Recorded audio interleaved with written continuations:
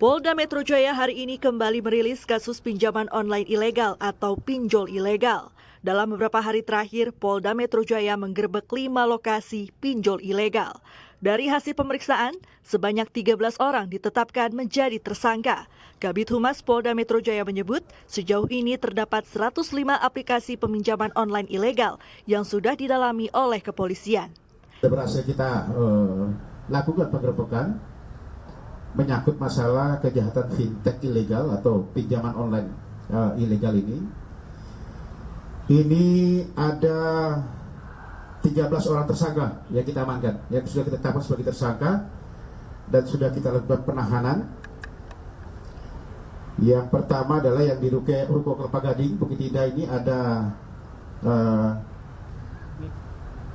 orang tersangka yang Guna menjalankan aksi pinjaman online ilegal ini, para pelaku membekali diri mereka dengan sejumlah alat yang tergolong canggih. Di antaranya adalah laptop serta perangkat Wi-Fi-nya, juga yang tak kalah penting alat yang disebut sebagai modem pool. Alat ini lalu diisi dengan ribuan kartu SIM telepon seluler. Salah seorang tersangka berinisial AY yang berperan sebagai operator SMS blasting membeberkan, dengan peralatan yang ada, pelaku bisa menyebar pesan singkat hingga ke 150.000 nomor ponsel. Isi pesannya, tagihan kepada nasabah. Kepada Kompas TV, AY mengaku semua alat hingga konten pesan berisi penagihan sudah disediakan atasan mereka. Tak jarang, pesan yang disebar ke pengguna pinjol ilegal bernada ancaman. Setiap hari paling kita mengganti kartu yang sudah diaktifasi oleh si bos, yang sudah dikirim dari si bos, kita berikan di kartu, terus kita masuk ke aplikasi yang dari si bos, tinggal pencet on atau play, udah langsung jalan. Kartu-kartu atau SIM card tersebut dari mana didapatkan? Apakah Mas mengetahui? Saya tidak tahu, itu dikirim dari atasan. Dan jadi tugas Mas adalah untuk mengirimkan pesan-pesan tersebut kepada para nasabah, betul? Betul.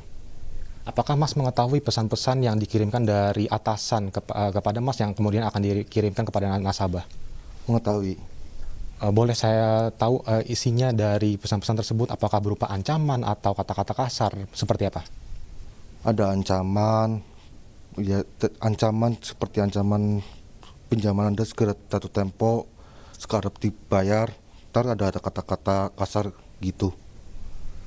Modus penagihan yang kerap melibatkan teror dan ancaman dari para debt collector membuat korban pinjol ilegal merana.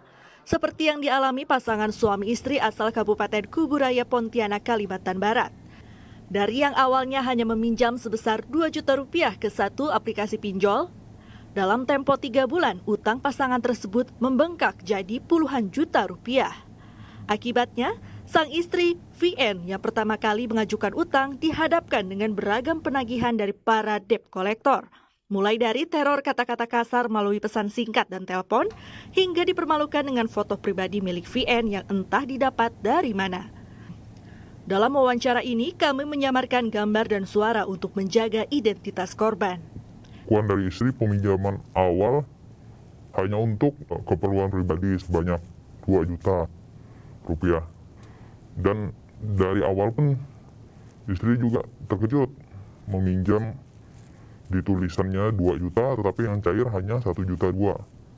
Tentunya untuk bantuan dalam hal ini bukan kami meminta bantuan untuk kekayaan dan lain sebagainya, tetapi untuk mengatasi musibah yang kami alami.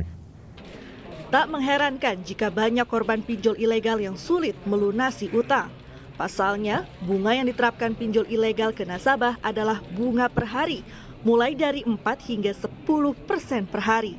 Akibatnya, nasabah harus membayar tagihan pinjaman beserta bunga dengan nilai yang fantastis, berkali-kali lipat dari pinjaman awal. Pasar daripada pinjol ini adalah sangat kecil ya, mikro. Jadi ada yang 2 juta, 5 juta, 10 juta. Tapi bunganya yang memang sangat fantastis. Dihitung per hari. Saya masih klarifikasi nih, ada yang 4%, ada yang 10%, tergantung dari kesepakatan mereka gitu. Ilustrasi, satu korban yang meminjam 5 juta, itu dalam waktu 1 bulan harus mengembalikan kurang lebih 80 juta.